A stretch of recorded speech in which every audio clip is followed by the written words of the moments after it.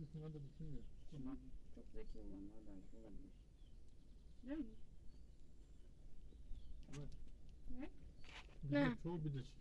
Kötülükler. Niye onlara dalga geçmiyorsun peki? Hı? Pantolonda bir şey var.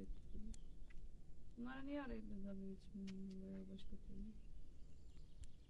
Hani ben de dalga işte rezil ettim onları. Nasıl dalga geçmiyorsun? Öyle dedi. Öyle millet öyle dalgamızı geçiyor şu anda zaten. Ne yaparak? Bunu rezil yapar dediler. Tamam böyle kafalarını